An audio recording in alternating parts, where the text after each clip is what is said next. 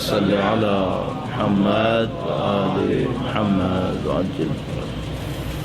پروردگار عالم کا انتہائی شکر ہے، انتہائی لطف ہے، اس نے ہمیں اس دنیا کے اندر وقت کے امام کی معرفت نصیب فرمائی ہے، دین مبین کی شناخت، اس کی پیروی کی سعادت نصیب فرمائی ہے، سید الشہداء کے فرش اعزا پہ بیٹھنا نصیب فرمایا ہے. اللہ کی دی ہوئی ان تمام نعمتوں کا شکر بجا لانے کے لیے، امام وقت کی نظر لطف کو حاصل کرنے کے لیے، جس کے نتیجے میں انشاءاللہ ہماری زندگیاں ان کے راستے پر گزریں. ایک بار پھر درود بھیجے گا محمد وآل محمد صلی علی محمد وآل محمد وعجل فرج. یہ ہمارے لیے بھی بہت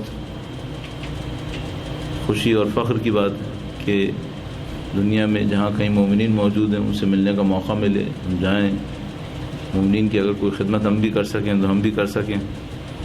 اس سے زیادہ ہمارے لیے خوشی کی بات یہ ہوتی ہے کہ ہم کہیں جائیں اور پہلے سے کچھ دوست احباب ایسے ہوں جو ہماری غیر موجودگی میں کوئی علمی فائدہ حاصل کر چکے ہوں. اس سے بڑھ کر انسان کے لیے اور کیا سعادت ہو سکتی. انسان کہیں کوئی کام کرے اور کہیں اور مومنین کو کوئی فائدہ پہنچ جائے، اس سے ہمارے لیے بہت زیادہ خوشی ہے. چونکہ وقت بہت کم ہے ہمارے پاس، جو ہمیں بتایا گیا اس کے حساب سے مغرب سے اب 1 گھنٹے سے بھی کم وقت باقی ہے. تھوڑا سا انہوں نے کوشچن آنسر کا حصہ بھی رکھا ہوا ہے، چند منٹ ہوگا میرے خیال میں، بس ٹھیک ہے. تو چلیے ہمارے پاس ابھی 1 گھنٹہ ٹائم نیٹ باقی ہے چند منٹ کے سوا. دیکھیے ہماری ایک عادت ہے کہ ہم جہاں کہیں پہلی دفعہ پڑھنے جاتے ہیں وہاں چند نکات بہت تیزی سے عرض کر دیتے ہیں. کہیں پہ اگر 10 دن پڑھنا ہو تو پھر پہلا دن اسی میں لگ جاتا ہے، لیکن اگر کہیں ایک ہی دن یا 2 دن ہو تو بہت تیزی سے میں عرض کر دیا کرتا ہوں. تو اس سے پہلے کہ میں اپنے عرائض پیش کروں، وہ چند نکات بہت تیزی سے آپ کی خدمت میں عرض کریں گے. درود بھیجے گا محمد وآل محمد صلی علی محمد وآل محمد وعجل فرجہم. حقیقت یہ ہے کہ اس بات پر انسان کو فخر محسوس ہوتا ہے کہ خدا تعالیٰ نے ہمیں ایسے گھرانوں میں پیدا کیا جہاں پیدا ہوتے ہی ابھی ماؤں کی گود میں ہیں اور ہمیں سید الشہداء کا نام سننا نصیب ہو گیا. یا حسین کی آوازیں ہمیں سننا نصیب ہوئیں. بچپن سے الحمدللہ رب العالمین ہم اور آپ نے سب نے مجالس سید الشہداء میں شرکت کی. تو میرا پہلا نقطہ ہے تقریباً اسی کے حوالے سے ہے، معمولاً ہوا کرتا ہے یہ کہ پہلے ہم لوگ، اگر آپ لوگوں کے ذہن میں ہوگا، پہلے ہم لوگ اپنی والدہ کے ساتھ خواتین کی مجالس میں جایا کرتے تھے اور کافی عرصے تک اسی طرح چلتا رہتا ہے. اس میں خواتین ٹرین بھی کر دیتی ہیں اور خواتین 1-2 مجلسوں میں نہیں جاتی ہیں، وہ 6 مجالس میں جاتی ہیں. آپ کو پتہ ہی ہے، آپ کو یاد ہوگا، ایک گھر سے دوسرے گھر، دوسرے سے تیسرے گھر. تو یہی ہوا کرتا تھا. اس کے بعد جب ہم تھوڑے بڑے ہوئے تو پھر انہوں نے کہا کہ بھئی اب آپ لوگوں کو مردانہ مجالس میں جانا چاہیے. تو ہم لوگ مردانہ مجالس میں جانا شروع کر گئے. تو خواتین کو معمولاً اس بات کے اوپر بہت پریشانی لگی ہوتی ہے کہ بچے مجلس گئے بھی یا نہیں گئے. ایسا تو نہیں کہ کہیں اور چلے گئے، اور گئے تو انہوں نے جا کے مجلس کو سنا یا نہیں سنا. تو وہ کبھی کبھی پوچھا کرتی تھیں کہ بھئی مجلس میں کیا ہوا اور مجلس میں کس طرح سے ہوا، لوگوں کو پسند آئی یا پسند نہیں آئی. تو ہم انہیں بتایا کرتے تھے کہ مثلا بہت پسند آئی، لوگ بہت خوش تھے، بہت تعریف کر رہے تھے. کبھی کبھی وہ پوچھ لیا کرتی تھیں کہ مجلس میں مولانا صاحب نے کیا کہا. تو میں معمولاً یہ کہتا ہوں کہ وہاں بڑا سخت مرحلہ ہوتا تھا، چونکہ جب ہم لوگ مجلس میں ہوتے تھے تو ہمیں لگ رہا ہوتا تھا کہ سب کو سمجھ میں آ رہا ہے اور ہمیں بھی سمجھ میں آ رہا ہے. لیکن گھر آ کر جب وہ پوچھتی تھیں کیا کہا تھا تو پھر یوں لگتا تھا جیسے پتہ نہیں اس وقت کیا سمجھ میں آ رہا تھا. تعریف کرنے میں تو ہم بھی شامل تھے، لیکن گھر میں جب وہ پوچھتی تھیں کہ کیا کہا تھا تو یہ سمجھ میں نہیں آتا تھا کہ واقعاً کیا کہا تھا. اچھا، ایک تو اچھی بات یہ تھی کہ وہ اس کا اگلا سوال نہیں کرتی تھیں کہ جو مولانا نے کہا تھا اس پر تم نے عمل کیا ہے. وہ یہ نہیں پوچھتی تھیں. اگر وہ یہ پوچھ ڈالتی تو اور معاملہ خراب ہو جاتا. تو پھر میں نے بعد میں جب خود مجلس میں پڑھنے کا ارادہ کیا تو میرے ذہن میں یہ بات آئی کہ بہت سارے لوگوں کو 1 گھنٹہ مجلس سننے کے بعد یہ سمجھ میں نہیں آتا کہ کہا کیا. تعریفیں تو ہو جاتی ہیں، بہت خوش بھی ہوتے ہیں لوگ، لیکن جس کو ہم لوگ کہتے ہیں سبسٹینشیل چیز کیا تھی، ٹینجیبل کی، جس کے اوپر لوگ عمل کر سکیں، ایسی کوئی چیز ذرا کم ہی ملتی ہے. تو پھر مجھے اندازہ یہ ہوا کہ ہم لوگوں کا جو زیادہ تر وقت ہے وہ الفاظ کے اوپر گزر رہا ہے.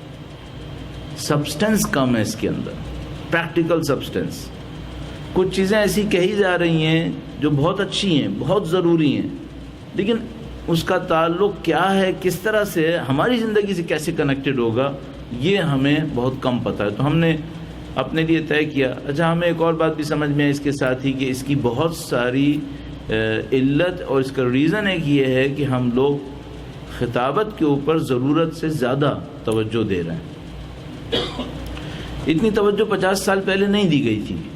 یہ تقریباً 40-50 سال پہلے کا ایک ٹرینڈ ہے کہ جو اردو مجلس پڑھنے والوں کے اندر آیا تھا اور انگلش والوں میں ابھی ابھی آنا شروع ہوا ہے، خطابت کے اوپر ضرورت سے زیادہ توجہ. تو اس کے نتیجے میں یہ ہوا کہ بہت ساری چیزوں میں علم کے معاملے میں کمپرومائز ہوا. اور اگر میرے پاس وقت ہوتا تو میں آپ سب لوگوں سے 2-3 سوال پہلے کر لیتا تاکہ جب میں یہ کہوں تو کسی کو مشکل نہ ہو. مثلا میں لوگوں سے سوال کرتا ہوں کہ یہ جو لاکھوں اس طرح کے پروگرام ہو رہے ہیں، مجالس ہو رہی ہیں، اس کے نتیجے میں لوگوں کی اخلاقی سطح بہتر ہو رہی ہے یا نہیں ہو رہی ہے؟ تو تقریباً آپ تو یہ تو ظاہر ہے کہ آپ نے فوراً ریفلیکٹ کیا، تقریباً پوری دنیا میں جہاں کہیں بھی ہم جاتے ہیں اور لوگوں سے یہ سوال کرتے ہیں تو سب ایگریڈ اپون ہے کہ اخلاقی سطح بہتر نہیں ہو رہی. تقریباً سب کا کہنا یہ ہے کہ اخلاقی حالت گر رہی ہے. آیا دلوں کو سکون بڑھ رہا ہے؟ تو دلوں میں انگزائٹی بڑھ رہی ہے، اضطراب بڑھ رہا ہے. مثلا لوگوں سے پوچھتے ہیں لوگوں کی جو ریلیشن شپ ہیں ایک دوسرے کے ساتھ، ان میں سنسیریٹی بڑھ رہی ہے کیا؟ تو ہم دیکھتے ہیں نہیں، اس کے اندر بھی سنسیریٹی کم ہو رہی ہے. تو پھر ہم یہ پوچھتے ہیں کہ بھئی یہ کیوں ایسا ہو رہا ہے؟ اور اس کی ایک وجہ یہ ہوتی ہے کہ ہم نے شاید کچھ چیزوں پر اتنی زیادہ امپورٹنس دے دی ہے جن کو امپورٹنس اتنی زیادہ نہیں ملنی چاہیے تھی، اور اس میں کچھ کمپرومائزز ہو گئے اور اس کے نتیجے میں ہم یہاں پہنچ گئے. تو بہرحال ہم نے اپنے لیے سوچا کہ بھئی ہم خطابت پہ توجہ نہیں دیں گے، اور ہم یہ کریں گے کہ جو کچھ بھی اہل بیت کی تعلیمات سے ہم نے سیکھا ہے 2-3 پوائنٹس ہر مجلس کے لیے نکالیں گے، سادہ سلیس زبان میں، بغیر اس میں چاشنی لگائے لوگوں کے سامنے بیان کر دیں گے. اب لوگ اس کو خطابت کہیں گے؟ نہیں، ہرگز نہیں کہیں گے، ان کو کہنا بھی نہیں چاہیے. تو بغیر خطابت کے مجلس چلے گی یا نہیں چلے گی؟ تو ہم نے کہا کہ چلے گی. نہیں بھی چلی تو ہم نے کرنا یہی ہے. تو پھر ہم جہاں کہیں جاتے ہیں وہاں لوگوں سے پہلے دن ہی کہہ دیتے ہیں آپ کے پاس تو 2 ہی دن ہیں.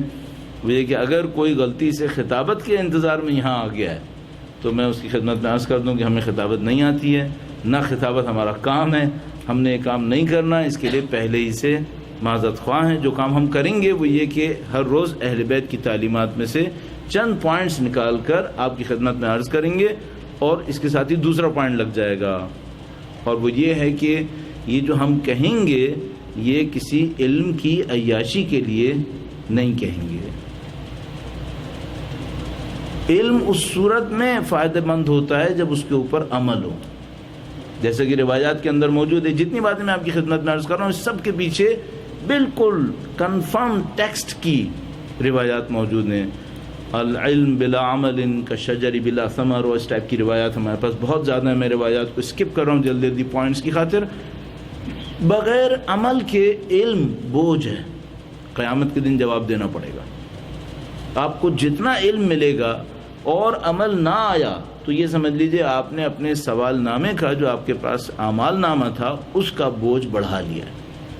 اور اگر علم کے اوپر عمل نہ ہو تو ایک اور نتیجہ نکلتا ہے، وہ بھی روایات کے مطابق، بالکل مضبوط روایات کے مطابق. اگر کوئی علم لے اور عمل نہ کرے تو جو علم ملتا ہے وہ بھی ختم ہو جاتا ہے.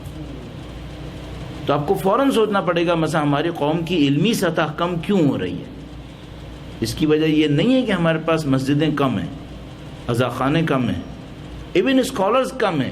اس کی وجہ یہ نہیں ہے، اس کی وجہ یہ ہے کہ عمل کم ہے. اہل بیت نے ہمیں یہ سکھایا ہے، ان کی روایت موجود ہے. مولا چھٹے امام کی درود بھیجے گا، محمد و آل محمد.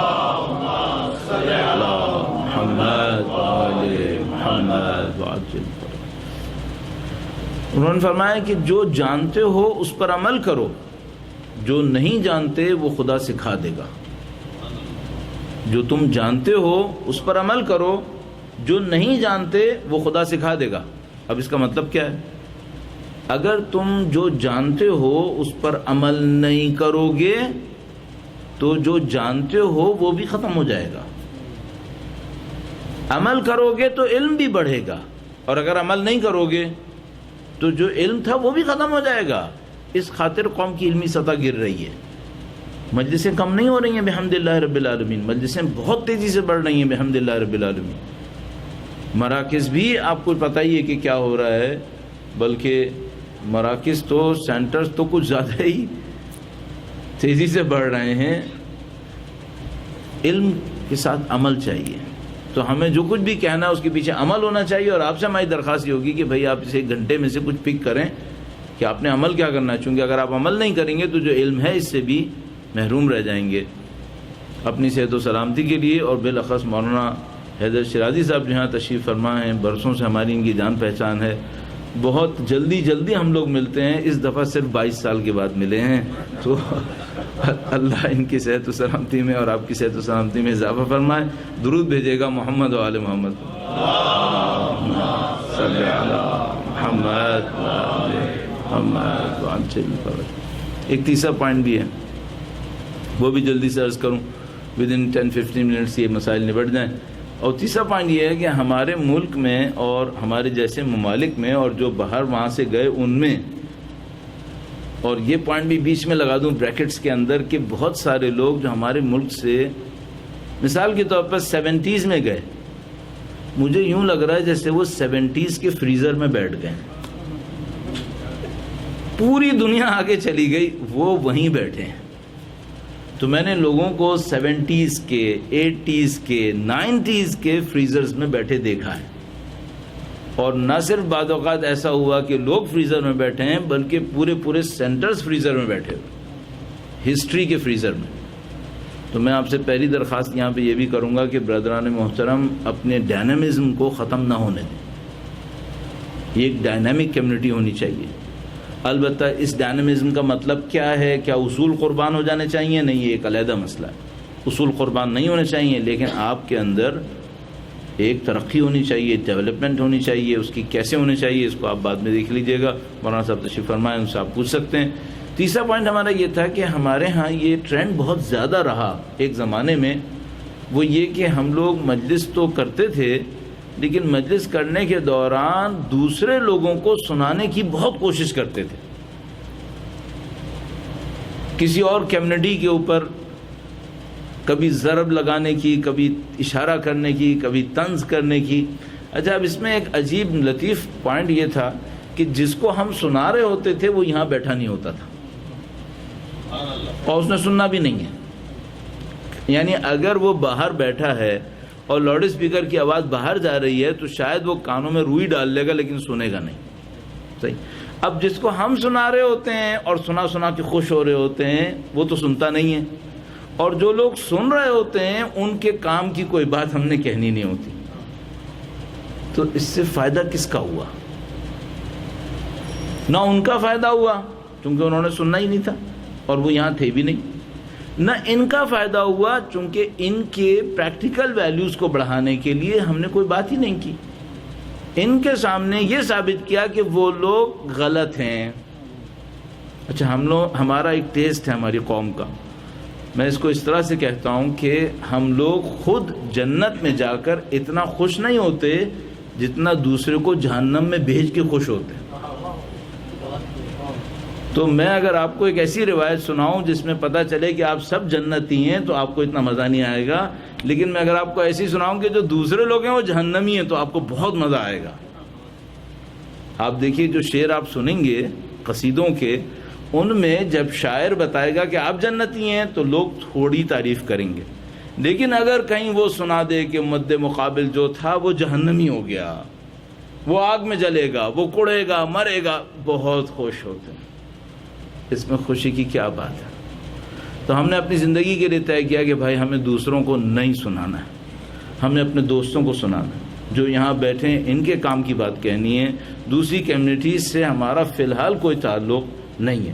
ہاں اگر وہ لوگ کوئی کویشچن ریز کریں گے اور ہماری کمیونٹی کو کویشچنس کے مقابلے میں کچھ ڈیفینڈ کرنے کے لیے جواب چاہیے ہوگا یا ان کو سمجھانے کے لیے چاہیے ہوگا، یہ ایک علیحدہ معاملہ. اس کو ہم کسی اور جگہ پہ جا کے ڈیلیور کریں گے، اس کے لیے کوئی اسپیشلائز کلاسز رکھیں گے، اور اس کے لیے کبھی ہم رکھتے بھی ہیں، سارے کام کرتے ہیں. لیکن یہ کہ ہم اپنا پریکٹیکل ٹائم، مین ٹائم اس کے اوپر لگائیں نہیں، ہم مین ٹائم اس کے اوپر نہیں لگائیں گے. تو ہم نے ان 3-4 پوائنٹس کے ساتھ بہرحال زندگی گزارنا شروع کی ہے. الحمدللہ رب العالمین. اب برسوں گزر گئے تو ہم یہی کر رہے ہیں، اور یہاں پر بھی یہی انجام دینے کی کوشش کریں گے. آپ کی زندگی کے بارے میں بات کریں گے، پریکٹیکل کوئی چیز ہونی چاہیے اور سبسٹینشل ہونی چاہیے. درود بھیجے گا محمد و آل محمد.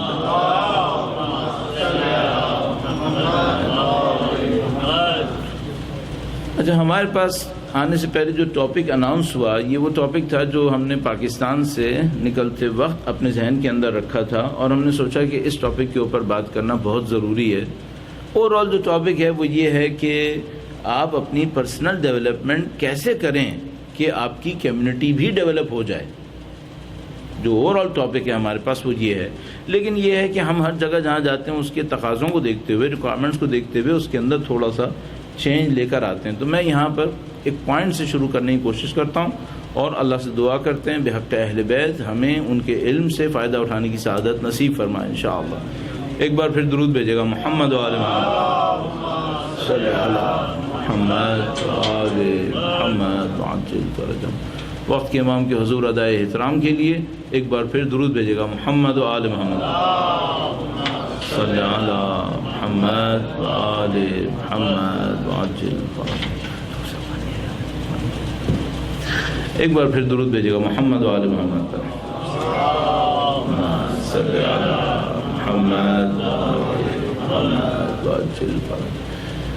ہمارے پاس جو بہت بنیادی کوشچن ہے وہ یہ ہے کہ آپ جو یہاں پہ تشریف فرما ہیں اور ظاہر ہے کہ ایک کمیونٹی کی صورت میں رہ رہے ہیں، اور ہمیں معلوم ہے کہ آپ کو جو یہاں پہ چیلنجز کا سامنا کرنا پڑتا ہے، بہت سارے چیلنجز وہ ہیں جو پاکستان میں رہنے والوں کے لیے اور دوسری جگہوں پہ رہنے والوں کے لیے وہ چیلنجز نہیں ہیں. اب آپ کی کچھ ایمبیشنز ہیں، آپ کی کچھ خواہشات ہیں. ان خواہشات کو پورا کرنے کے لیے، اور ان خواہشات کو بھی ہم کہنے کی کوشش کریں گے، کیا کرنا ہوگا آپ کو. درود بھیجے گا محمد و آل محمد.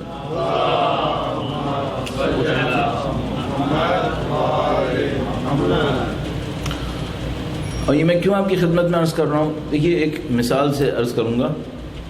مثال سے ہمارا کام آسان ہو جاتا ہے اور لوگوں کے ذہن کے اوپر اتنا زیادہ بوجھ بھی نہیں پڑتا ہے. پھر اگر آپ نے کسی ایسی جگہ جانا ہے جہاں پہ راستہ چھوٹا ہے، راستہ بھی آسان ہے، تو آپ کسی بھی گاڑی میں جا سکتے ہیں، اتنا بڑا مسئلہ نہیں ہے. مثلاً فرض کر لیجئے آپ نے 100-200 کلومیٹر جانا ہے اور زمین بھی ہموار زمین ہے، کوئی اتنا بڑا مسئلہ نہیں ہوگا، آپ چلے جائیے. لیکن اگر آپ کو 100-200 کلومیٹر نہیں جانا، فرض کر لیتے ہیں کہ 4000 کلومیٹر جانا ہے، اور جس ٹیرین میں آپ نے گاڑی چلانی ہے وہ بھی کہیں پر 9000 فٹ اوپر ہے اور کہیں پر پلین ہو جاتی ہے، اور یہ کام بار بار ہوتا ہے، تو اب آپ ہر گاڑی کو لے کر نہیں جا سکتے، چونکہ جس راستے پہ آپ چل رہے ہیں یہ چیلنجنگ ہے. اب اس چیلنجنگ راستے کو کور کرنے کے لیے آپ کے پاس جو گاڑی ہو وہ ایسی گاڑی ہونی چاہیے جو ہماری مثال کے طور پر عرف عام میں وہ 1 نمبر ہونی چاہیے. 2 نمبر گاڑی پر یہ سفر نہیں ہو پائے گا. کیونکہ وہ راستہ گاڑی کو چیلنج میں ڈالے گا، اس کی بریکس کو، اس کی انجن کو، اس کی ہر چیز کو چیلنج ملے گا. اور اگر کہیں یہ گاڑی عرف عام میں 2 نمبر ہوئی تو یہ آپ کو بہت سخت بھاری پڑے گی، بہت بھاری پڑ سکتی ہے. آپ کہیں پہاڑی پہ سے اتر رہے ہوں اور اس کی بریکس فیل ہو گئیں تو آپ کا کیا ہوگا؟ پھر چڑھ رہے ہوں اور اس کا انجن جواب دے گیا تو آپ تو کھڑے ہو جائیں گے، معاملہ خراب ہو جائے گا. جس سوسائٹی میں آپ بیٹھے ہیں، یہاں پر جو دین لے کر آپ چل رہے ہیں، اگر یہ 2 نمبر ہوا، یہ چیلنجنگ انوائرمنٹ ہے، یہاں سوائے 1 نمبر کے کوئی چیز نہیں چلے گی. یہاں پہ آپ کو بہت رسک لینا پڑے گا. پھر یعنی خدا نہ کرے نعوذ باللہ اگر آپ کے ہاتھ میں دین ہوا اور وہ دین ایسا ہوا جس کے کچھ پارٹس پر آپ نے کمپرومائز کیا ہوا ہو، تو اب یہ جو کمپرومائزڈ کار ہے وہ اس سفر کے لیے اچھی گاڑی نہیں ہے. آپ کو چاہیے کہ آپ اپنی گاڑی میں ہر چیز کو جینوئن کر لیں. اس انوائرمنٹ میں دین بھی ایسا ہی ہے. اگر آپ کے پاس دین ہے، فنڈامنٹلی سب صحیح ہے، توحید، عدل، نبوت، امامت، قیامت، اصول دین، فروع دین، بنیادی طور پہ تو سب صحیح ہے، لیکن ہر چیز میں تھوڑا تھوڑا کمپرومائز ہوا ہے.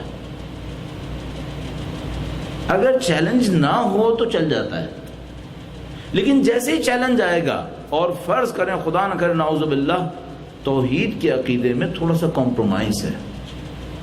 وہ کیسے کمپرومائز؟ وہ ایسے کہ یہ تو پتہ ہے کہ خدا ایک ہے، لیکن یہ نہیں پتا کہ خدا کی اوصاف کیا ہوتی ہیں. اچھا پتہ ہے کہ خدا کی اوصاف کیا ہوتی ہیں، اوصاف پہ یقین نہیں ہے. پتہ ہے خدا کی 99 ایٹریبیوٹس ہیں، ہر جگہ لگی ہوئی ہوتی ہیں، لیکن آیا ان ایٹریبیوٹس پہ یقین ہے کیا؟ اگر ایسا نہیں ہے تو جیسے آپ چیلنج میں پھنسیں گے معاملہ خراب ہونا شروع ہو جائے گا. اور ہم سب کو پتہ ہے، مولا سید الشہداء نے ہمیں فرمایا، مولا سید الشہداء کے نام پہ درود بھیجے گا، محمد و آل محمد صلی محمد و آل محمد. مشہور و معروف قول، الناس عبید الدنیا والدین العیق علی السنتہم. لوگ دنیا کے غلام ہیں اور دین ان کی زبان پر گھومنے والا ایک لوتھڑا ہے. امام نے ایک جگہ پہ فرمایا وَإِذَا مُحِسُّوا بِالْبَلَاءِ قَلَّتْ دَيَّانُونَ. اور جب امتحانوں میں پڑھتے ہیں یہ لوگ تو دیندار بہت کم ہوتے ہیں. اب دیکھیں امام نے کیا فرمایا. امام نے فرمایا عام زندگی میں تمہیں پتہ نہیں چلے گا کہ کتنے دیندار ہیں کتنے بے دین ہیں. عام زندگی میں پتہ نہیں چلے گا. کب پتہ چلے گا؟ اذا محسوا بالبلاء. جب سختیوں سے ان کا امتحان ہوگا تب پتہ چلے گا کہ جو سارے دیندار تھے یہ سارے دیندار نہیں تھے، ان میں بہت کم لوگ دیندار تھے. اچھا آپ بائی ڈیفالٹ اس سختی میں آ چکے ہیں. پاکستان میں تو ایسا ہوگا کہ مثال کے طور پر کچھ وقت ایسے گزریں گے جس میں چیلنج ہوگا، اور کچھ ٹائم ایسا ہوگا جب چیلنج نہیں ہوگا. سمپل آپ گزارتے رہیے، چل جائے گا معاملہ. البتہ اب وہاں پہ بھی پتہ ہی آپ کو پرماننٹ چیلنج ہے وہاں پر، تو آپ کے سامنے بھی پرماننٹ چیلنج ہے. اچھا وہاں جو چیلنج ہے وہ زیادہ تر باڈی کو ہے، یہاں جو چیلنج ہے وہ روح کو ہے. وہاں چیلنج صرف اتنا ہے 60 سال زندہ رہو گے یا 30 سال زندہ رہو گے، باقی بھی ہیں، مینلی یہ چیلنج ہے. یہاں چیلنج یہ نہیں ہے، یہاں تو کنفرم ہے کہ آپ 80 سال زندہ رہ لو گے، کوئی مسئلہ نہیں ہے. دین کے ساتھ رہو گے یا بے دین رہو گے، یہ چیلنج ہے. تو یہاں بہت ٹف چیلنج ہے. جتنے بھی دوست احباب مجھ سے کہتے ہیں نا ویسٹ میں زندگی بہت سکون سے ہے، تو میں ان سے کہتا ہوں نہیں، زندگی قطعاً سکون سے نہیں ہے، بہت چیلنجنگ ہے. مجھے تو لگتا ہے بلکہ میٹیریلی بھی بہت چیلنجنگ ہے. جو دور سے دیکھنے میں لگتا ہے کہ اتنی آسان ہے، اتنی آسان نہیں ہے. یہاں پہ لوگ بہت محنت کر رہے ہیں بیچارے. تو وہ ہمیں اور آپ کو یہ سوچنا پڑتا ہے ہمارا آبجیکٹو کیا ہے. ابھی میں ٹورنٹو میں تھا تو ایک دوست نے بہت اچھا واقعہ سنایا. اچھا ہمارا کام یہ ہوتا ہے واقعہ سنانا، مثال دینا تھا ذرا سافٹ رہے، انسانوں کے دماغ کے اوپر بہت بھاری نہ ہو جائے. تو انہوں نے سنایا کہنے کہ میں نجف سے کربلا کی واک میں جا رہا تھا، ایک آدمی مجھے ملا، انتہائی غریب، انتہائی بیچارہ قسمہ پرسی کے عالم میں.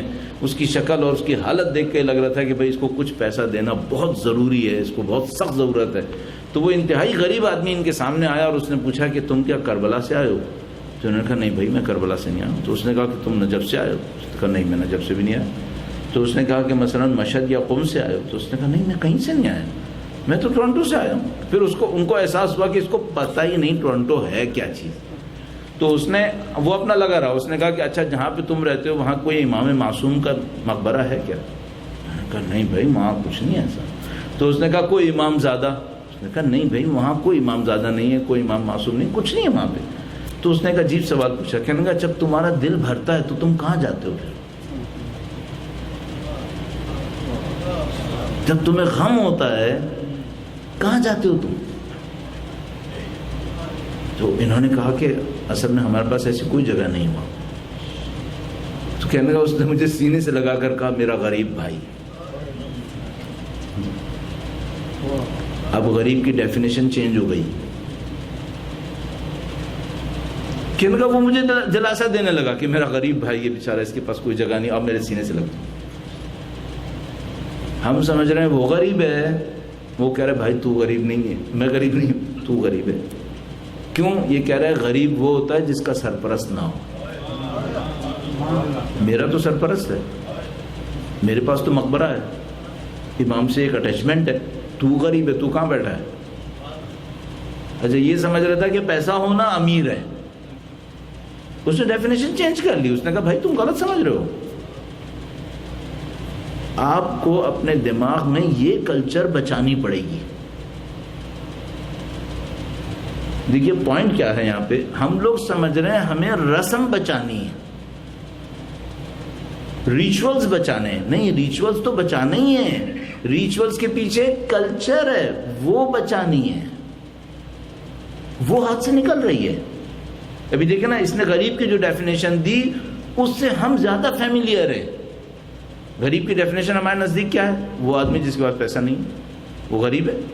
اور وہ جو وہاں پہ رہنے والا تھا وہ غریب کی ایک اور ڈیفینیشن دے رہا ہے۔ اچھا کس کی ڈیفینیشن اہل بیت کی تعلیمات سے نزدیک ہے؟ اس کی، جبکہ پاپولر ڈیفینیشن وہ ہے جو ہمارا دوست دے رہا تھا۔ اس کا مطلب ہے ہم سب لوگ ان کی تعلیمات سے کافی دور جا چکے ہیں۔ یہ وہ چیز ہے جس کو آپ نے بچانا ہے، اور مجھ جیسے کو یہ بات کنوے کرنے میں بہت مشکل ہو رہی ہے کہ آپ کے پاس کیا ہاتھ سے جا رہا ہے۔ اب دیکھیے ہمارے ساتھ کیا ہو رہا ہے۔ اب الحمدللہ اس ایک واقعے نے، اس بندے کے خلوص نے میرا کام آسان کیا ہے۔ بہت بڑی ہم نے ایک اسٹیئر جو ہے وہ طے کر لی۔ ہم لوگ سینٹرز بنا کر یہ سمجھ رہے ہیں ہم نے ریچولز بچانے،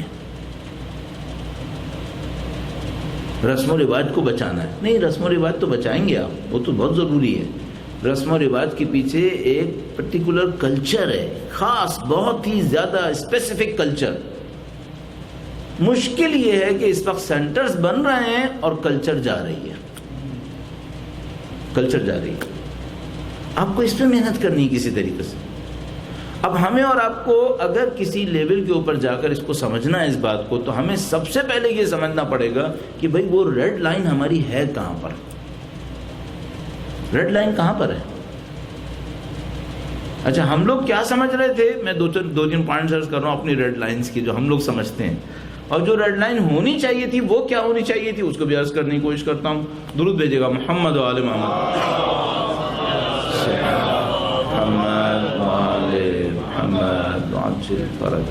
کچھ ایسی چیزیں ہیں جن کا بچنا دونوں کاموں کے لیے بہت ضروری ہے۔ اب ایک اور سٹیپ ہے، ڈیپتھ ہے، وہ بھی میں عرض کرتا چلوں۔ یہ جو ویلیوز اگر بچتی ہیں، اگر ویلیوز بچتی ہیں، رسم و رواج نہیں، ریچولز نہیں، ویلیوز، اگر ویلیوز بچتی ہیں تو اس کے پیچھے ایک اور چیز بچ جاتی ہے، اس کو ہم کہتے ہیں آئیڈینٹی، آپ کی اور ہماری شناخت۔ اگر ریچولز بچیں اور ویلیوز چلی جائیں تو پھر ایک اور مصیبت آتی ہے، آئیڈینٹی ختم ہو جاتی ہے، ہماری آئیڈینٹی ختم ہو جاتی ہے۔ جیسے آئیڈینٹی ختم ہو جاتی ہے ہمارے اوپر وہ مشہور و معروف اصطلاح ثابت ہو جاتی ہے، ABCD۔ اس کو ہم لوگ کہتے ہیں فلاں بورن کنفیوزڈ دیسی، تو آپ اس کو CBCD بھی کر سکتے ہیں، کینیڈین بورن کنفیوزڈ دیسی، کچھ بھی کر سکتے ہیں۔ یہ کنفیوژن آتی کیوں ہے؟ یہ کنفیوژن اس وجہ سے آتی ہے کہ ریچولز تو آگے ہیں لیکن ویلیوز جا چکی ہیں، اور جو آئیڈینٹی ہوتی ہے وہ ریچولز میں نہیں ہوتی۔ آپ سب قمیص شلوار پہنے رہیں تو مسلمان ہوں گے، پہن لیجیے قمیص شلوار۔ سب کے سب اردو زبان بولیں، اپنی اپنی مادری زبانیں بولتے رہیں، اس سے ایشور ہو جائے گا کہ کلچر باقی رہ گیا ہے؟ نہیں، سپورٹنگ تو ہے، سپورٹ تو کرے گا یہ، لیکن کنفرم نہیں کرے گا۔ ویلیوز کو کہیں اور بچانا ہوتا ہے آپ کو۔ اچھا ہمیں یہ طے کرنا پڑتا ہے کہ بھئی یہ کچھ ریڈ لائنز تو ہم بناتے ہیں کہ بھئی ہمارا بچہ یہ کرے، ہمارا بچہ وہ کرے، یہ سب چیزیں تو بالکل صحیح ہیں، یہ تو ہونا چاہیے، یہ بہت سپورٹ کرتے ہیں، لیکن وہ جو اصلی ریڈ لائنز ہیں وہ ریڈ لائنز ہیں کہاں پر؟ وہ کون سی ریڈ لائن ہے جس کے اوپر ہمیں بہت زیادہ اصرار کرنا پڑے گا کہ بھئی یہ بچنی چاہیے؟ میں آپ کی خدمت میں بہت تیزی سے عرض کر رہا ہوں، اگر میں کہیں اور ہوتا تو اس بات کو کہنے کے لیے اور گراؤنڈ بناتا بھی، لیکن الحمدللہ رب العالمین وقت بھی کم ہے اور اس واقعے نے مدد بھی دی ہے، تو میں اگلے سٹیپ میں انشاءاللہ جانے کی کوشش کرتا ہوں. درود بھیجے گا محمد و آل محمد صلی اللہ محمد. اب تھوڑا سا ایک ہی موضوع پہ زیادہ کنسنٹریشن کرتے ہیں تو ہمارے ویسٹ کے جو لوگ ہوتے ہیں وہ بیچارے تھک جاتے ہیں. مجھے بیچارے کا صحیح استعمال پتہ ہے کہ بیچارہ کون ہوتا ہے. بیچارہ وہ ہوتا ہے جو کنسنٹریٹ نہ کر سکے، پھر یہ سیکھ نہیں پاتا، اور جس کے پاس علم نہیں ہوتا وہ اصلی بیچارہ ہوتا ہے. اور یہ جو بیچارگی ہے اس کو ہم لوگ کہتے ہیں اٹینشن ڈیفیسٹ ڈس آرڈر. یہ ویسٹ میں بہت زیادہ ہے، یہاں زیادہ دیر اٹینشن نہیں دے پاتے.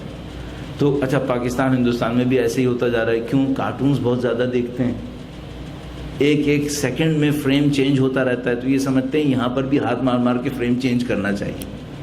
تو یہاں فریم چینج نہیں ہوتا، 50 منٹ ایک ہی فریم چلے گا، تو اٹینشن نہیں دے پاتے.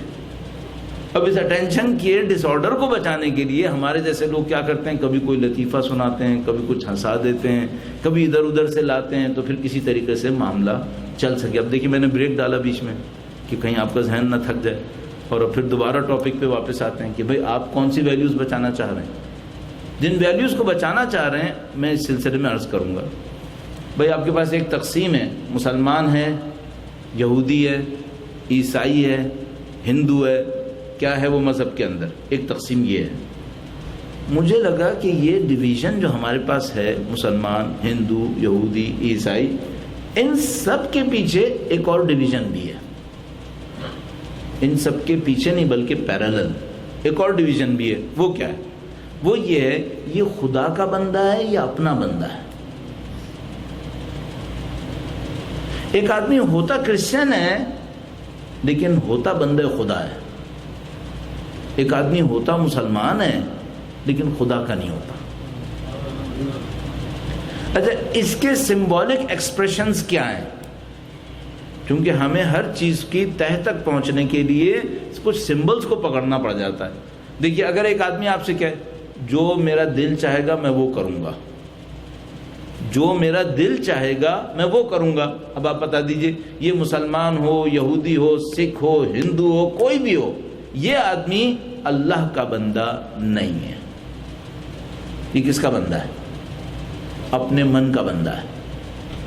جو میرا دل چاہے گا میں وہ کروں گا.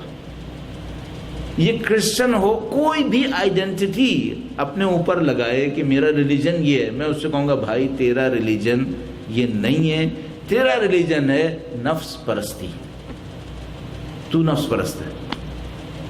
اچھا بھئی یہ ہماری مرضی، اپنی مرضی سے ہم تقسیم کر رہے ہیں؟ نہیں، ہم اپنی مرضی سے نہیں کر رہے، قرآن کریم نے تقسیم کی ہے. یہ تقسیم خدا کی ہے. خدا نے کہا ارأیت من اتخذ الہہ ہواہ، آیا تم نے دیکھا اس شخص کو جس نے اپنے نفس کو اپنا خدا بنا لیا. جیسے خدا کی بات سننی چاہیے تھی، یہ خدا کی بات نہیں سنتا، اپنے نفس کی بات سنتا ہے. جو میرے من میں آئی میں وہ کروں گا. اب یہ جو اپنے مرضی پہ چلنے والے ہیں، اب یہ اوپر سے اپنے پاسپورٹ میں لکھے میرا ریلیجن یہ ہے یہ ہے یہ ہے، میں کہوں گا یہ اب اتنا امپورٹنٹ نہیں رہا ہے. تیرا اصلی ریلیجن یہ ہے کہ بھائی تو نفس پرست ہے. اچھا ایک اور اس کے مقابلے میں آتا ہے، اس کی پہلی پرائورٹی کیا ہوتی ہے؟ وہ کہتا ہے بھائی دیکھو مجھے اللہ نے پیدا کیا ہے، میں وہ کروں گا جو خدا نے کہا ہے، میں وہ کروں گا جو خدا نے کہا ہے. یہ آدمی کوئی بھی ٹائٹل لے لے، یہ آدمی خدا پرست ہے، یہ خدا پرست ہے. تو میں نے اپنی زندگی میں، اور آپ نے بھی یقیناً اپنی زندگی میں کچھ ایسے کرسچنز دیکھے ہوں گے، اور قرآن کریم ان کی تعریف میں آیات دیتا ہے. فرماتا ہے یہ جو اہل کتاب ان میں سے کچھ ایسے ہیں جو اللہ کی یاد میں راتوں کو گڑ گڑاتے ہیں، ان کی آنکھوں سے آنسو جاری ہو جاتے ہیں، یہ روتے ہیں خدا کے لیے. یہ کس کی تعریف کر رہا ہے؟ اس کی جو مسلمان نہیں ہے. قرآن کریم. یہ لوگ کون ہیں؟ خدا فرماتے ہیں میرے بندے ہیں. تو میں کہوں گا خدا تیرے بندے تو ہیں لیکن مسلمان کہاں ہیں؟ کہتے کوئی بات نہیں، مسلمان ہو جائیں گے، حقیقت کو ان کے سامنے کھولنے دو، یہ مسلمان ہو جائیں گے. اب ایک اور مصیبت ہے، خدایا ان کے اور حقیقت کے درمیان رکاوٹ کون ہے؟ خدا کہے گا مسلمان۔ بھئی یہ کرسچن ہے لیکن خدا کا بندہ ہے، تو یہ مسلمان کب ہوگا؟ خدا کہہ رہا ہے جب حق کھلے گا۔ حق کیوں نہیں کھلا؟ خدا کہے گا تم لوگ بیٹھے ہو بیچ میں، تم لوگ بیریئر بنے ہوئے ہو، تمہیں دیکھ کے بھاگ جاتا ہے یہ۔ اب مجھے پتا ہے کہ میرا بندہ ہے، لہذا میں تو قبول کروں گا۔ ایک بندہ خدا ہماری اصطلاح میں نیا مسلمان، وہ مجھ سے کہہ رہا تھا اگر تم لوگ نہیں ہوتے نا تو ہم پوری دنیا کو مسلمان کر لیتے، تم لوگوں نے بہت کام خراب کیا بھائی۔ اچھا ہم لوگوں کے ساتھ پرابلم کیا ہے؟ ہمارے ساتھ پرابلم یہ ہے کہ بھائی ہم ہیں تو جدی پشتی مسلمان، لیکن ہمارا اسلام بالکل ایسے ہی جیسے کسی کو زمین وراثت میں مل گئی ہو، اس نے نہیں کھودی، اس نے نہیں کمائی ہے، بغیر کھودے بغیر کمائی ایک چیز آ گئی ہاتھ میں، پتہ نہیں ویلیو کیا ہے۔ ہمارے ساتھ یہ مسئلہ چل رہا ہے۔ تو ابھی ہم یہ سمجھ میں نہیں آ رہا کہ وہ جو ہماری لائن جس کو ہم نے صحیح کرنا ہے وہ کون سی ہے؟ صاحب وہ پہلی لائن تھی یہی جس کے اوپر میں نے اشارہ کیا، اپنے بندے ہو یا اللہ کے بندے ہو۔ اچھا جتنا ماڈرن ایرا ہے اس سب کی کوالٹیز میں سے ایک کوالٹی ہے کہ یہ انسانوں کو خدا کے علاوہ زندگی سکھاتا ہے، ان کی پوری اسٹرگل، اور یہاں پہ کوئی چیز کوئنسیڈنس نہیں ہے۔ اگر آپ مجھ سے کوئی بھی بات کہنا یہ اتفاقاً ہو گیا، میں کہوں گا نہیں بھائی یہ اتفاقاً نہیں ہوتا ہے، یہ سب سوچ سمجھ کے ہوتا ہے۔ یہاں بکس کون سی ہیں، یہاں پڑھایا کیا جا رہا ہے، اسکولز میں کیا پڑھا رہے ہیں، کالجز میں کیا پڑھا رہے ہیں، یونیورسٹیز میں کیا سکھا رہے ہیں، پروفیشنز کیسے ہیں، انوائرمنٹس کیسے ہیں، سٹی کی کمبینیشنز کیا ہیں، یہ ان میں سے کوئی چیز کوئنسیڈنس نہیں ہے، یہ ایز پر پلان ہے۔ ایز پر پلان ان کی خواہش یہ ہے کہ بھائی ان کی زندگیوں میں خدا نہ ہو۔ کس کی زندگی میں؟ مسلمانوں کی نہیں، مسلمان سے بھی ان کو کوئی غرض نہیں ہے، مسلمان ہو، یہودی ہو، عیسائی ہو، کوئی بھی ہو، خدا نہیں ہونا چاہیے۔ اس وقت دنیا کی ساری آئیڈیولوجیکل کمیونٹیز اس بات پر مصیبت میں پھنس گئی ہیں۔ یہ جو پہلا سب کی پہلی ریڈ لائن عقل مندوں کی، وہ ان کی لینگویج نہیں ہے، ان کے ڈریسز نہیں ہیں۔ پہلی ریڈ لائن یہ ہے اوبیڈینس ٹو اللہ سبحانہ و تعالی، یہ کیسے بچائیں۔ اور جو انہوں نے چیلنج میں ڈالنا ہے، وہ پہلی چیز جو چیلنج میں ڈال رہے ہیں وہ یہ کہ خدا کا بندہ نہ بنے، بس۔ اچھا اگر آپ کو سیکھنا ہے تو کیا سیکھنا ہے؟ اب دیکھیے آپ کو یاد ہو میں نے آپ سے کہا تھا اگر آپ کے پاس جینوین کار نہیں ہوئی تو آپ مصیبت میں پھنسنے والے ہیں۔ اچھا سب سے آسان مصیبت کیا آئے گی؟ سب سے آسان مصیبت یہ آئے گی کہ بچہ اس گاڑی کو اپنے پاس نہیں رکھے گا، چونکہ جیسے وہ یہ دیکھے گا کہ بھائی یہ وہ گاڑی ہے جو جیسے ہی پہلا چیلنج آتا ہے اس کے ٹھپ کر کے بیٹھ جاتی ہے، تو کہے گا اس گاڑی کو تو بھائی ایسا ہے کہ فارغ کر دو، دوسری لیں گے۔ کب تک گاڑی کھڑی رہے گی؟ جب تک میں زندہ ہوں، یا ایک اور سادہ لفظ میں بولوں، جب تک میں پاورفل ہوں۔ جب تک میں پاورفل ہوں میرا بچہ کہے گا ابھی تو ان کی چلے گی، تو یہ جو گاڑی کھڑی کرنا چاہیں پارکنگ لاٹ میں کھڑی کر لیں، ذرا یہ یا کمزور پڑے یا فارغ ہو، پھر میں اپنی مرضی کی گاڑی لاؤں گا۔ ریپیٹڈلی یہی ہو رہا ہے، ریپیٹڈلی۔ کیوں؟ اس نے اس گاڑی میں چیلنج لینے کی طاقت نہیں دیکھی، اس کی پروڈکٹیوٹی ثابت نہیں ہو رہی ہے۔ کیوں؟ جینوین نہیں ہے، اس لیے کمپرومائزڈ ہے۔ پہلی چیز جس کو صحیح کریں وہ کیا کریں؟ اوبیڈینس ٹو اللہ سبحانہ و تعالیٰ۔ اچھا یہ کیسے آتی ہے؟ بہت ہی آسان ہے، جس نے کرنا ہو اس کے لیے بہت ہی آسان ہے۔ وہ کیا کرے؟ اپنے ہر کام میں ایک سوال کر لے، خدا نے ایسے چاہا تھا کہ میں یہ کروں، خدا نے یہ چاہا تھا کہ میں یہ کروں۔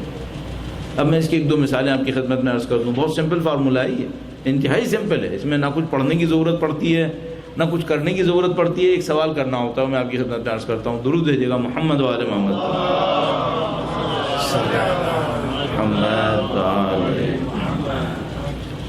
بھائی آپ جب بھی کوئی کام کر رہے ہیں اپنی زندگی میں ایک سوال اپنے آپ سے کرتے جائیے گا، خدا نے یہی چاہا تھا؟ خدا نے یہ چاہتا کہ میں یہ کروں. مثال میں ایسے دیتا ہوں، جیسے فرض کر لیجئے میں ٹیلی ویژن لگائے بیٹھا ہوں، ٹی وی کے اوپر کچھ آ رہا ہے، مجھے بھی بہت مزہ آ رہا ہے، میں فوراً اپنے آپ سے پوچھوں خدا نے یہی چاہا تھا؟ چلیے اس کو اور آسان کر لیتے ہیں، یہ خدا کو پسند آئے گا؟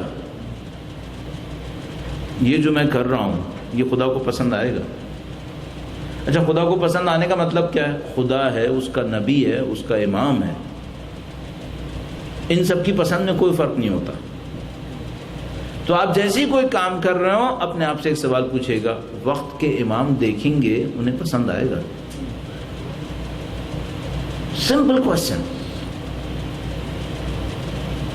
یہ سادہ سوال. اچھا یہ میں کب کروں یہ کوشچن؟ جب شادی کر رہا ہوں زندگی میں ایک ہی دفعہ کروں گا. آج کل تو اتنے بہادر لوگ نہیں مل رہے. ایک دفعہ جب شادی کر رہا ہوں تب یہ پوچھوں یہ پسند آئے گا؟ نہیں، یہ آپ کو ہر وقت پوچھنا ہے. تو میں نے اسی لیے آپ کو ٹیلی ویژن دیکھنے کی مثال دی. آپ ٹیلی ویژن دیکھ رہے ہیں، اپنے آپ سے پوچھیں میں یہ دیکھ رہا ہوں، امام مجھے دیکھ رہے ہیں، ان کو پسند آئے گا کہ میں یہ کر رہا ہوں؟ آپ ڈریس اپ ہو رہے ہیں، تیار ہو رہے ہیں، آئینے کے سامنے کھڑے ہو کے اپنی فائنل ٹچز دیتے ہیں میں کیسا لگ رہا ہوں. اسی وقت اپنے آپ سے پوچھیں میں ایسا ہوں، یہ امام کو پسند آئے گا؟ Simple question. چاہے ہمارے بھائی ہوں، چاہے ہماری بہنیں ہوں، آپ ہوں یا وہ ہماری بہنیں جو پیچھے، جب بھی اپنے آپ کو دیکھنا ہے اپنے آپ سے ایک سوال پوچھیں میں جیسا بھی ہوں امام کو پسند آئے گا؟ اچھا میں اپنے آپ سے بھی کچھ چیزیں چھپا لوں گا، امام سے کچھ نہیں چھپا سکوں گا. میری کمائی کیسی ہے، میرے خرچے کیسے ہیں، میں کہاں سے کھاتا ہوں، میں کہاں سے کماتا ہوں، یہ سب امام کو پتا ہے. اپنے آپ سے ایک سادہ سوال پوچھوں، جو میں ہوں امام کو پسند آئے گا؟ آپ اپنے آپ سے یہ پوچھتے رہیے. اور یہ وہ کوشچن ہے جو آپ کی زندگی تبدیل کر سکتا ہے. اچھا اب اس میں کیا ہوتا ہے، ہم لوگوں کے ساتھ ایک بہت بڑی مشکل ہے، میں آپ کی خدمت میں عرض کرتا ہوں جلدی سے، وقت بہت ہی کم ہے. درود بھیجے گا محمد و آل محمد. صلی علی محمد و آل محمد و عجل فرج. انسان کی زندگی میں بہت سارے نشے ہوتے ہیں، کچھ نشے جائز بھی ہوتے ہیں، کچھ نشے ایسے ہوتے ہیں جن کو پکڑنا بہت مشکل ہوتا ہے کہ یہ بھی کوئی نشہ ہے. مثلا جس آدمی کو طاقت کا نشہ ہوتا ہے وہ پکڑ پاتا ہے کہ مجھے طاقت کا نشہ ہے؟ نہیں. اسی طرح ایک اور نشہ ہوتا ہے، اس کو ہم کہتے ہیں روٹین کا نشہ. روٹین کا نشہ ہے. یہ روٹین کا نشہ کیا ہوتا ہے؟ روٹین کا نشہ یہ ہوتا ہے کہ ایک کام میں ہر روز کر رہا ہوں، غلط ہو یا صحیح، میرے دماغ سے نکل جاتا ہے کہ یہ کیا کر رہا ہوں. چونکہ ہر روز کر رہا ہوں میں کر رہا ہوں، گویا میں ایک ایسے نشے میں چلا جاتا ہوں کہ اپنے دماغ سے یہ کوشچن کرنا بند کر دیتا ہوں کہ میں کیوں کر رہا ہوں، یہ جو کر رہا ہوں یہ صحیح بھی ہے یا غلط ہے. اچھا جو روٹین کا نشہ ہے یہ انوائرمنٹ کے نشے سے بھی آتا ہے، ماحول کے نشے سے بھی آتا ہے. وہ کیسے؟ سب کر رہے ہیں میں بھی کر رہا ہوں، اور میں ہر روز کر رہا ہوں، نہ سب کے کیے پہ سوال کرتا ہوں نہ اپنے ہر روز کرنے پہ سوال کرتا ہوں. سب کر رہے ہیں میں بھی کروں گا، ہر روز کرتا ہوں آج بھی کروں گا. دونوں نشے ہیں. ان دونوں نشے کا توڑ کیا ہے؟ کوشچن. یہ جو کوشچن میں نے ابھی آپ سے کہا، آپ وہ کام کر رہے ہیں جو سب کرتے ہیں. میں نہیں کہہ رہا نہ کریں، صرف اپنے آپ سے پوچھ لیں جو میں کر رہا ہوں یہ اللہ کو پسند آئے گا، وقت کے امام کو پسند آئے گا؟ اچھا اگر فرض کریں میں آپ سے کہوں بھائی اس کو پوری آپ کی جتنی آبادی ہے 99.9% لوگ یہی کرتے ہیں، اگر امام کو پسند نہیں آئے گا تو آپ کو کرنا چاہیے. 99.9% لوگ یہی کرتے ہیں، امام کو پسند نہیں ہے، آپ کو کرنا چاہیے. پھر جب امام نے کربلا کی تھی اس وقت اس سوسائٹی کے 99.99% لوگوں کو بھی کربلا پسند نہیں آ رہی تھی، امام نے کیا تھا. امام کو پسند آنا یا نہ آنا 99.9 کے کرنے سے اس پہ کوئی فرق نہیں پڑے گا، ان کے اپنے سٹینڈرڈز ہیں. آپ کو اس نمبر سے کیا کام ہے؟ آپ کو امام کے سٹینڈرڈ سے کام ہونا چاہیے. اگر 99.9% نے ووٹ ڈال دیا کہ امام نے ایک مستحب کہا ہے، اب یہ مستحب نہیں ہے، تو کیا ان کے ووٹ سے چینج ہوگا کیا؟ پوری دنیا کی آبادی مجھ سے یہ کہے، مولا امیر المومنین کا ایک جملہ ہے، ثابت فرض کریں، جیسے ابھی ہمارے برادر محترم نے انتہائی نفیس خطبہ مکتوب ارشاد فرمایا، اگر پوری دنیا کی آبادی جمع اور ووٹنگ کر کے کہے کہ ہم اس خطبے کو قبول نہیں کر رہے، جبکہ ہمیں پتہ ہے کہ امیر المومنین نے کہا ہے، نعوذ باللہ تعالیٰ، اگر وہ یہ کہیں، ان کے کہنے کی کوئی ویلیو ہے کیا؟ اتنی سی بھی نہیں ہے۔ قرآن کریم کہتا ہے کیا؟ قطمیر، کھجور کے دانے کے چھلکے کے برابر بھی اس کی قیمت نہیں ہے، کوئی قیمت نہیں ہے اس کی۔ تو عزیزان محترم، آپ اس کو مت جواب میں کہیے گا کہ 99.9% لوگ یہ کر رہے ہیں، مجھے اس سے کوئی غرض نہیں ہے۔ آپ کو اپنے آپ سے پوچھنا ہے، اس کام سے امام خوش ہیں؟ خوش ہیں تو کروں گا، نہیں خوش تو نہیں کروں گا۔ پھر آپ کہیں میں نے ساری زندگی یہ کیا ہے، کیا فرق پڑتا ہے؟ ساری زندگی غلط کرنے سے کیا صحیح ہو جائے گا؟ کیا کروں، ساری زندگی کیا ہے، سارے لوگ کر رہے ہیں، سب نے ساری زندگی یہی کیا، اس سے کوئی فرق نہیں پڑتا۔ صرف یہ ثابت کرو امام خوش ہیں، صحیح کرو، نہیں ہے خوش مت کرو۔ اگر میں نہیں کروں گا تو یہ ہو جائے گا، اگر میں نہیں کروں گا تو وہ ہو جائے گا۔ یہ بھی دین سے پوچھو کہاں تک کمپرومائز کرنا ہے، خود باؤنڈریز کو آگے پیچھے مت کرو۔ یہ جو دین ہے یہ بہت پریگمیٹک ہے۔ کل کسی نے مجھ سے Q&A کے اندر پوچھا کہ بھائی میں دین پر آئیڈیالوجی اور پریگمیٹزم، اس کے جب ٹکراؤ ہوتا ہے، ایک طرف آئیڈیالوجی ہوتا ہے، ایک طرف پریگمیٹزم، اس کے ٹکراؤ میں کس کو کتنی پریفرنس دینی ہے؟ تو میں نے ان سے کہا کہ جو دین میرے پاس ہے، آئیڈیالوجی میرے پاس ہے، اس کے اندر پریکٹیکل ویلیوز کے اوپر حکم لگتے ہیں، گراؤنڈ ریالٹیز کو دیکھ کے حکم لگتے ہیں، دونوں کا کوئی ٹکراؤ نہیں ہے۔ یہ دین خود جانتا ہے کہ مجھے کن گراؤنڈ ریالٹیز میں کیا حکم دینا ہے۔ باؤنڈریز اگر آگے پیچھے کرنی ہے تو میں نہ کروں، یہاں تک آئیڈیالوجی لاؤں گا، اس کے بعد کچھ اور کروں گا، نہیں، خود یہ دین اتنی طاقت رکھتا ہے، اس میں خود اتنا کوڈ کلیئر ہے کہ یہ آپ کو بتائے گا کہ تم کو نارمل میں کیا کرنا ہے، ایمرجنسی لگ جائے تو کیا کرنا ہے، روٹین کے اندر ٹف ٹائم آئے تو کیا کرنا ہے، باؤنڈریز بھی دین بتائے گا، اس کو لینے دو، اس کو بتانے دو۔ تو عزیزان محترم، پہلا مسئلہ کیا ہے؟ اوبیڈینس ٹو اللہ سبحانہ وتعالیٰ، اللہ کی بندگی۔ اور یہ اللہ کی بندگی ایسا نہیں ہے کہ آپ یہاں سے اٹھیں گے، ایک دفعہ مریخ پہ جائیں گے، مارس پہ جائیں گے، وہاں جا کے پوچھیں گے اللہ کی بندگی کرنی ہے نہیں، یہیں پہ کرنی ہے۔ ایک تو ہم لوگ کے ذہن میں پتہ نہیں کیوں یہ بسا ہوا ہے کہ جب وہاں جاؤں گا تو کروں گا۔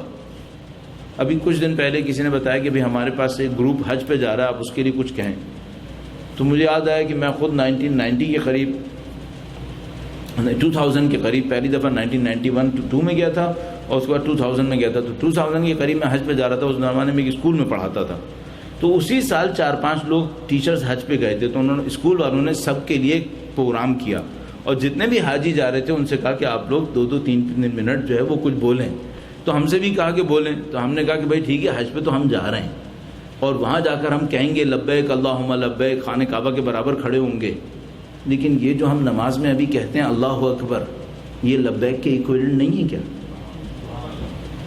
یہ بھی تو لبیک ہے۔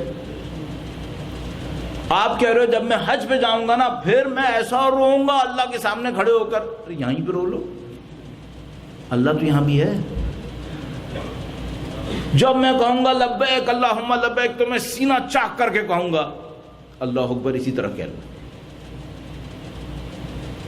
دور کیوں جا رہے ہو؟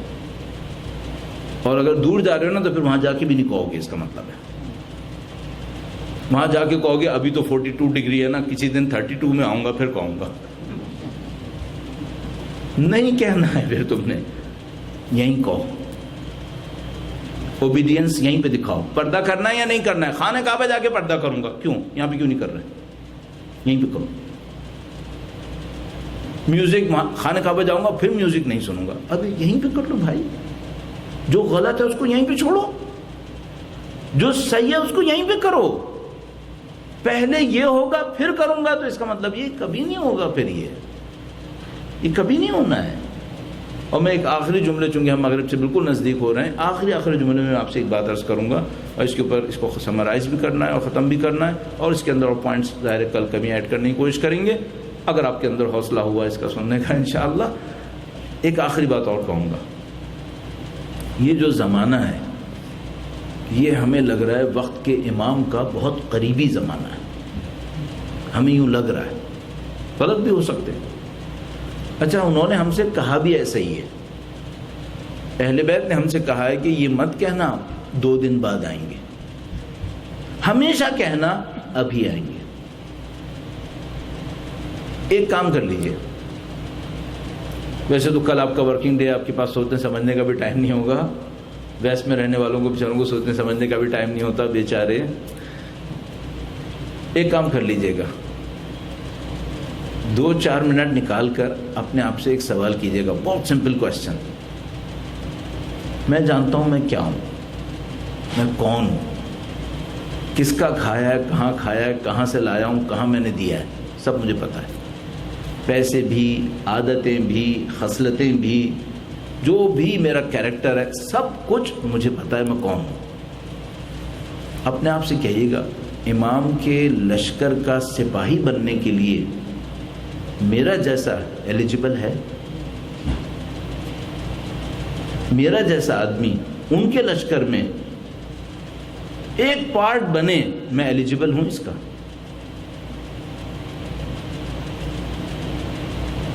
جو چیزیں رکاوٹیں ہیں ان کو ختم کیوں نہیں کرتا؟ میں آپ سے ایک بات کہوں، 1400 سال کی محنت کے بعد، اتنے ائمہ کی قربانیوں کے بعد امام ایک لشکر بنائیں گے اور اس لشکر میں جھوٹے ہوں، آپ کا دل مانتا ہے؟ تو جو آدمی جھوٹ بولتا ہو وہ سمجھ رہا ہے کہ وہ ایلیجیبل ہے اس کے لیے؟ نکالنا شروع کر دوں؟ مجھ سے کوئی یہ کہے امام ایک لشکر بنائیں گے 1400 سال کی محنت کے بعد، اس میں کچھ لوگ ایسے ہوں گے نعوذ باللہ ان کو اپنے نفس پہ ہی کنٹرول نہیں ہوگا، مان لوں؟ تو جس کو نفس پہ کنٹرول نہیں ہے وہ کہہ رہے ہیں میں ایلیجیبل ہوں اس لشکر کے لیے۔ کن باتوں پہ امام کے لشکر سے اپنے آپ کو دور لے کے جا رہے ہیں؟ کبھی ذرا کاؤنٹ کیجیے گا، کن چیزوں پہ؟ چھوٹی چھوٹی خواہشات پر، فضول چیزوں کے اوپر جن کی کوئی ویلیو نہیں ہے امام کے سامنے، اس کے اوپر امام کے لشکر سے دور جا رہے ہیں۔ کاؤنٹ کریں، اپنے اندر اس کو ڈھونڈیں، کیا مشکل ہے میرے ساتھ؟ آپ کو یہ ایلیجیبلٹی ثابت کرنی ہے، ہاں مجھے جانا ہے، نہیں جا سکا میری زندگی تباہ ہو جائے گی۔ اپنے اندر اس کوالٹی کو ثابت کریں۔ تو آپ صرف ایک کام کر لیجئے، آج 4-5 منٹ نکال لیجئے، ایک جگہ بیٹھ جائیے اور اپنے آپ سے پوچھئے میری پاسبل پرابلمز جو مجھے لشکر سے روک سکتی ہیں وہ کون سی ہو سکتی ہیں؟ لسٹ کر لیں، ایک ایک کر کے ختم کریں۔ اور زندگی کا کوئی بھروسہ نہیں، آج رات ہی نہ رہا دنیا میں، پھر کل ہی امام آ گئے، اور میں کل بھی کیوں کہوں، آج کہوں، ابھی آئیں۔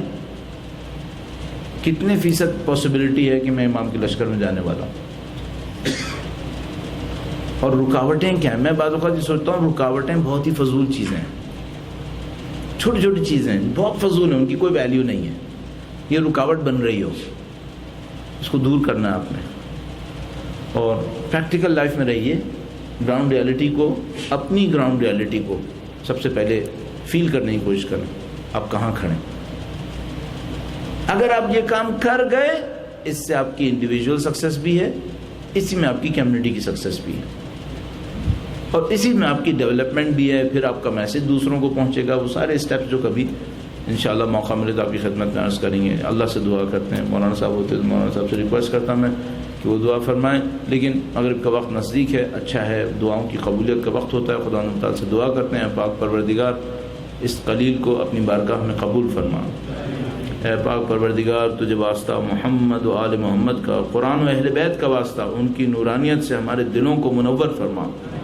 اے پاک پروردگار تجھے واسطہ قرآن و اہل بیت کا، پرچم اہل بیت کو دنیا کے کونے کونے تک پہنچانے کی طاقت نصیب فرما۔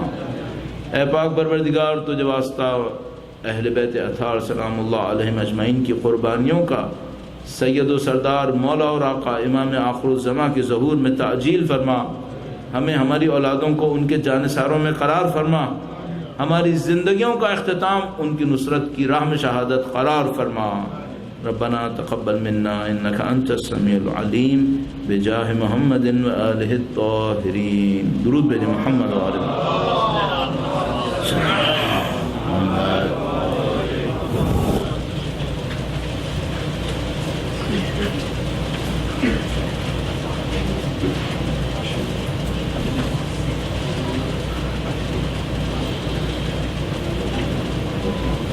Wonderful.